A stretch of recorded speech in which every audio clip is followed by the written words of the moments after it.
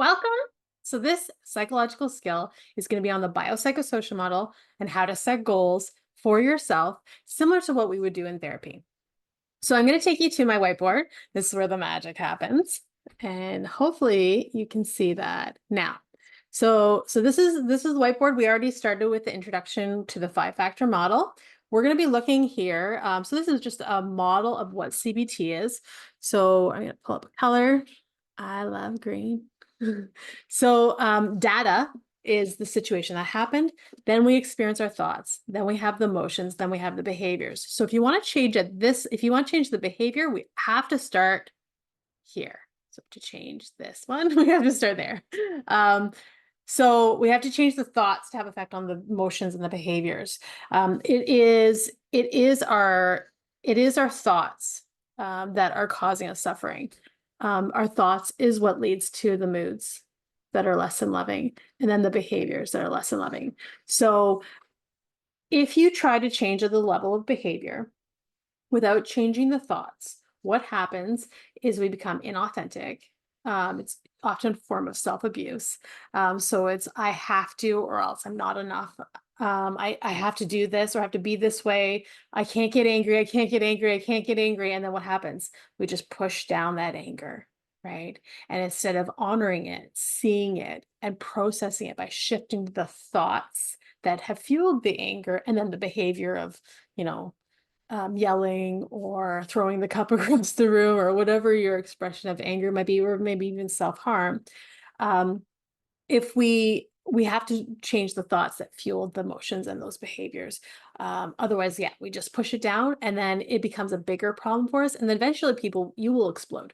You will explode if you keep pushing down your anger. So the point of therapy is never to push away or deny or distract our from our emotions. Now, sometimes that is your best. Sometimes we're not capable of doing the shifts, especially when you're acutely upset. It's really hard to shift into that wise mind unless you're able to regulate your body. And that's why we do self-regulation skills. But when you are capable, so that might be after the fact. So you might lose your cool, and then after the fact, you look at it and you're able to see that there was thoughts that fueled the emotions and the behavior.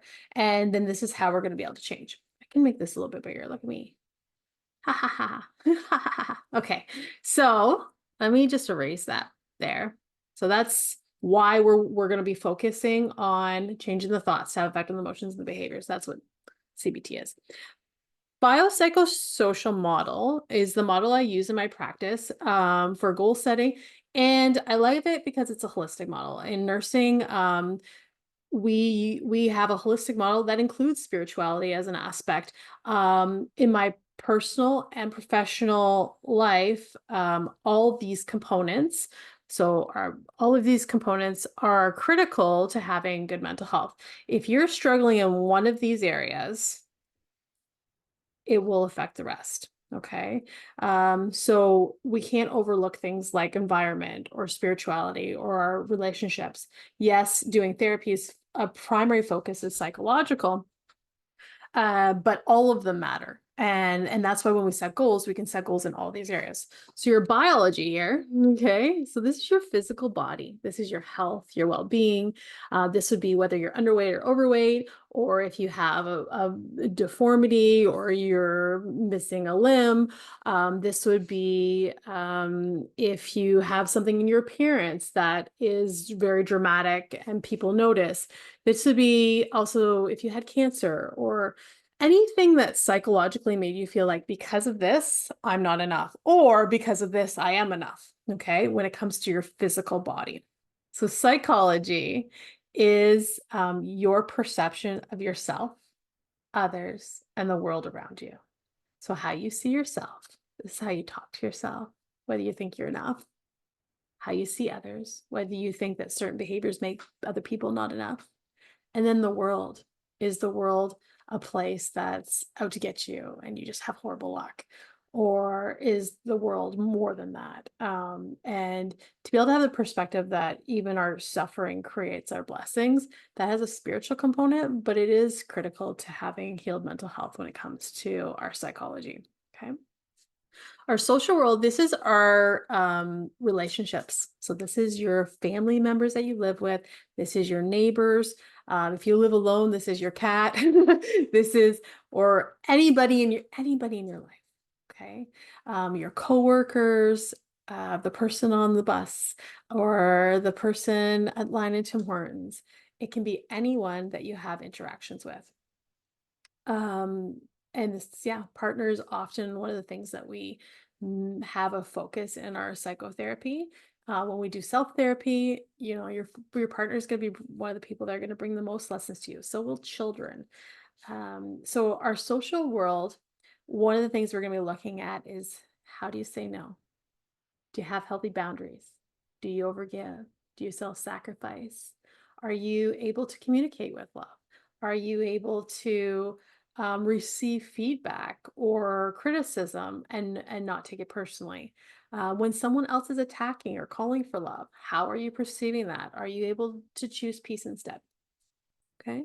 So that's our social world. This is also a very conditioned space from our childhood, and our society also conditions us socially as well. When you watch TV, movies, there's this idea that, people deserve attack. Oh, you attacked me, I'm going to attack you. You deserve attack. And also we deserve guilt and shame. Those are also components that affect us socially that are conditioned in us. Okay. Our environment this is your space. This is your home. This is your office cubicle. This is how you keep your car. Okay. Your environment can have signs of trauma based on having an environment that wasn't in balance when you were a kid. Now, if you had an environment that was in balance when you were a kid, you probably don't struggle with this area too much. But if you grew up in a home that was really immaculate, where one of your parents or both of your parents were very anxious about everything being exactly where it was, so much so that they attached a meaning that they're not enough unless it's perfect. And what that would look like is not prioritizing time with family, feeling like everything had to be perfect all the time, or you weren't enough, or they weren't enough. So excessive cleaning to a point where we would miss out on opportunities with family and friends or experiences in order to make sure everything was perfect. Okay. That is a trauma. And so is trauma where you're living in a home where you were unable to find things. Things were extremely disorganized. Um, you couldn't function in a healthy way. You didn't have the things you need to like groom because they were often lost or misplaced. This would be affected if you lived in poverty as well, or you had everything possible that you could ever need and wanted for nothing. That doesn't necessarily cause trauma, but our perception can create that trauma.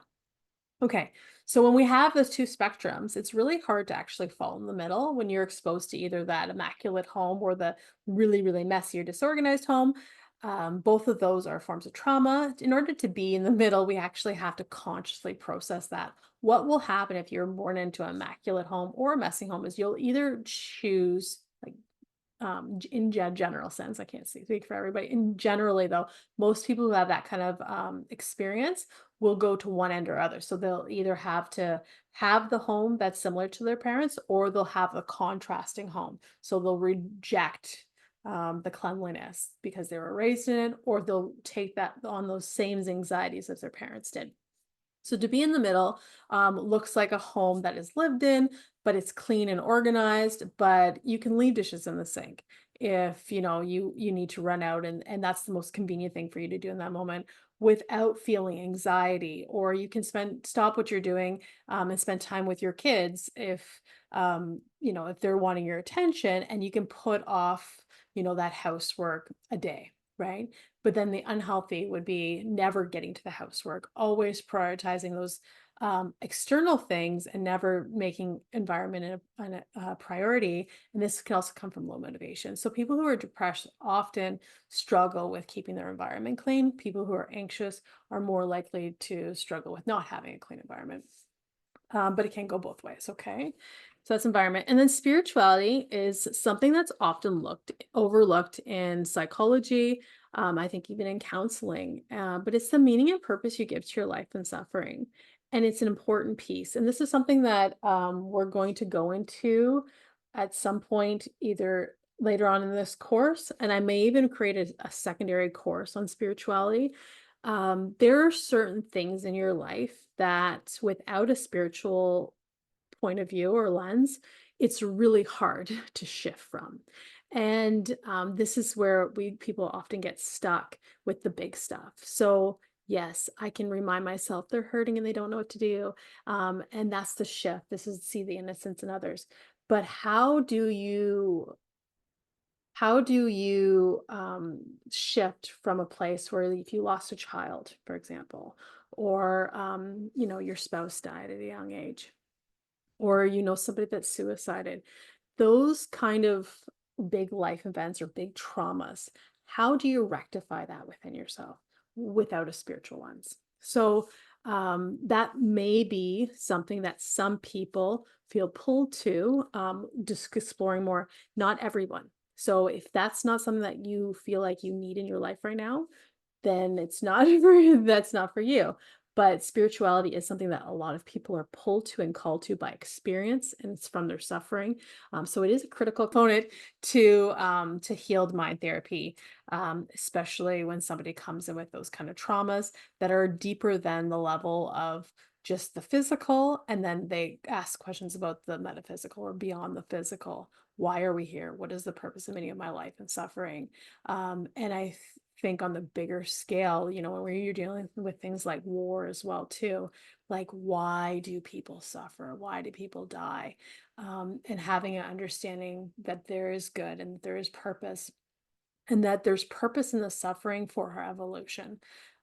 Again, we can look into that later on, either in this course, or there might be a little bit more tidbits, or and there'll also probably be a mini course at some point, just on spirituality. Okay, so those are the 5 areas that we would draw our goals from. So what's important to note about the psychosocial model is that all of these areas are interconnected. So if you strengthen one, it'll strengthen the rest. If you're struggling in one, it'll cause the rest to struggle. So if biologically you're really, you're really sick, that's going to affect your psychology, your social world, your environment, your spirituality. Your place is going to be messy. You might think God doesn't love you. You're not going to want to socialize with anybody, and you might think I'm not enough. Okay.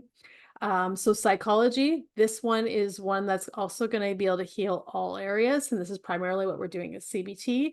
Our social world, if if you strengthen that area, it'll improve the other areas. Same with your environment. I think, there's a famous person that said, if you make your bed, like everything gets better. So by taking steps in your environment, then that can create other positive things in your life. And then spirituality, like I said, if that's something that you have no spirituality in your life, and you have no sense of your purpose and meaning of your life and suffering, that is something to explore, but from the lens of what resonates as truth within me, opposed to like feeling like you need to fall into a religious dogma or religion at all. What resonates as true for me? What does my lived experience feel compatible with? And what makes sense to me on a deep level and a heart level. Okay. So all those things are important. Now, goals. Let's just note this. Regardless of if the primary issue is psychological, CBT, or shifting the thoughts to have effect on the emotions and the behavior, can intervene in the mind to have a spillover on every wing. Okay. And wow, I've been talking for that long. Okay. I'm going to just show you a little bit of goals setting. So this is normally where I set the goals. I'm going to send in part of the course is I'm going to send you some examples of different goals that people set, to just give you an idea for your own goal setting. The work this week will be to set your own goals. You don't have to go this elaborate if you don't want to. But I'm going to give you some ideas. So we're going to be looking at the behavior that you want to decrease and the behaviors you want to increase. And then you're going to look at the thoughts, and then also the actions. So if you can incorporate different, the self-regulation skills into your goals, that's fantastic. Also, your goals should have very much the energy of whatever feels loving and non-judgment. So we're not attacking ourselves if we're not meeting them. Whatever our best is our best. Our goal is progress and moving towards having more loving actions for ourselves and towards others. So I'm going to send a copy of some of these goals, some of these examples. These are real people. Obviously, there's no identifying information in them.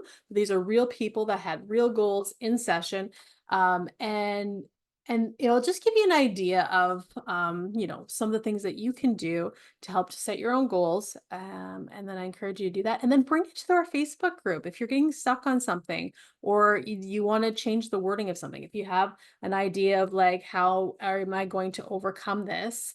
A big one is one of the most important ones that we have is negative self-talk. It's one that comes up a lot.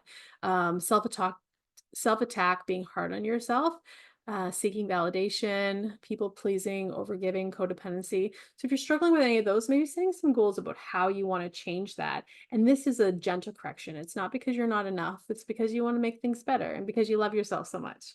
All right. Well, we'll see you at office hours, and have a beautiful week.